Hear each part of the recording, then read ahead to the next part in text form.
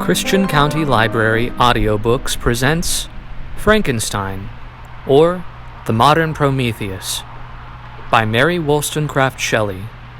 Read by Aaron.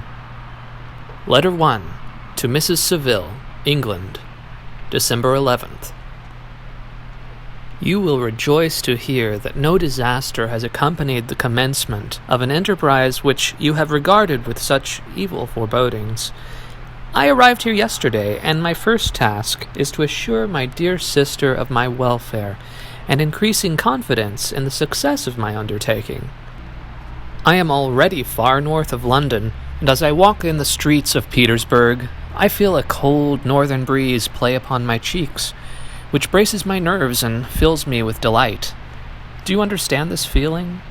This breeze, which has traveled from the regions towards which I am advancing, gives me a foretaste of those icy climes. Inspired by this wind of promise, my daydreams become more fervent and vivid. I try in vain to be persuaded that the pole is the seat of frost and desolation. It ever presents itself to my imagination as the region of beauty and delight. There, Margaret, the sun is forever visible, its broad disk just skirting the horizon and diffusing a perpetual splendor. There, for with your leave, my sister, I will put some trust in preceding navigators. There snow and frost are banished, and sailing over a calm sea, we may be wafted to a land surpassing in wonders and in beauty every region hitherto discovered on the habitable globe. Its productions and features may be without example, as the phenomena of the heavenly bodies undoubtedly are in those undiscovered solitudes.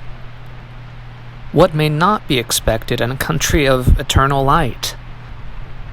I may there discover the wondrous power which attracts the needle and may regulate 1,000 celestial observations that require only this voyage to render their seeming eccentricities consistent forever. I shall satiate my ardent curiosity with the sight of a part of the world never before visited, and may tread a land never before imprinted by the foot of man. These are my enticements, and they are sufficient to conquer all fear of danger or death, and to induce me to commence this laborious voyage with the joy a child feels when he embarks in a little boat with his holiday mates on an expedition of discovery up his native river. But supposing all these conjectures to be false, you cannot contest the inestimable benefit which I shall confer on all mankind to the last generation by discovering a passage near the pole to those countries, to reach which at present so many months are requisite, or by ascertaining the secret of the magnet which, if at all possible, can only be effected by an undertaking such as mine.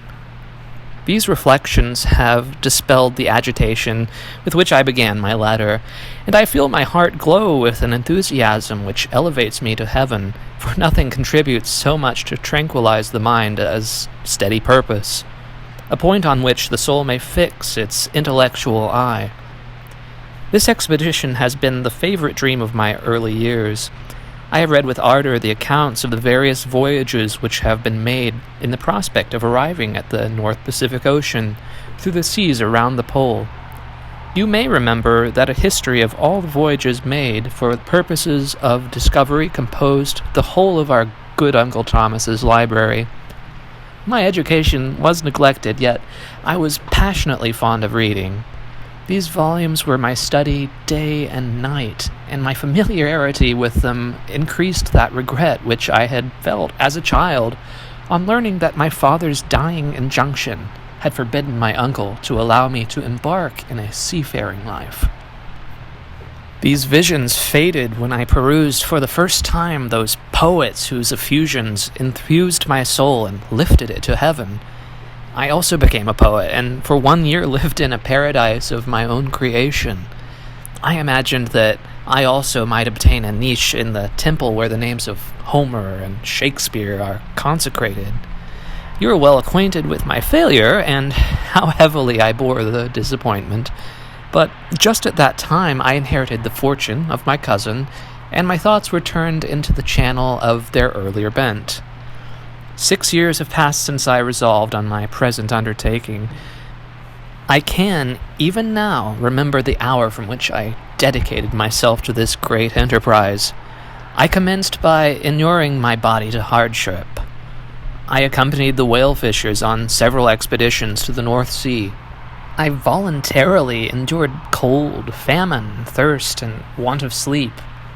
I often worked harder than the common sailors during the day and devoted my nights to the study of mathematics, the theory of medicine, and those branches of physical science from which a naval adventurer might derive the greatest practical advantage. Twice, I actually hired myself out as an undermate in a Greenland whaler and acquitted myself to admiration. I must own I felt a little proud when my captain offered me the second dignity in the vessel and entreated me to remain with the greatest earnestness. So valuable did he consider my services. And now, dear Margaret, do I not deserve to accomplish some great purpose? My life might have been passed in ease and luxury, but I preferred glory to every enticement that wealth placed in my path. Oh, that some encouraging voice would answer in the affirmative. My courage and my resolution is firm, but my hopes fluctuate, and my spirits are often depressed.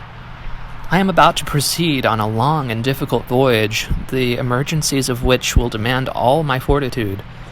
I am required not only to raise the spirits of others, but sometimes sustain my own when theirs are failing. This is the most favorable period for traveling in Russia. They fly quickly over the snow in their sledges, the motion is pleasant, and in my opinion far more agreeable than that of an English stagecoach.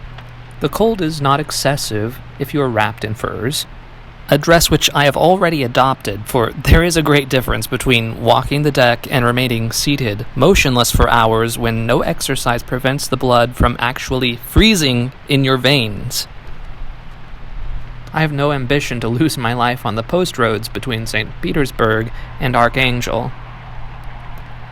I shall depart for the latter town in a fortnight or 3 weeks, and my intention is to hire a ship there, which can easily be done by paying the insurance for the owner, and to engage as many sailors as I think necessary among those who are accustomed to the whale fishing. I do not intend to sail until the month of June, and when shall I return? Ah, dear sister, how can I answer this question? If I succeed, many, many months, perhaps years will pass before you and I may meet. If I fail, you will see me again soon, or never. Farewell, my dear, excellent Margaret. Heaven shower down blessings on you and save me, that I may again and again testify my gratitude for all your love and kindness. Your affectionate brother, R. Walton.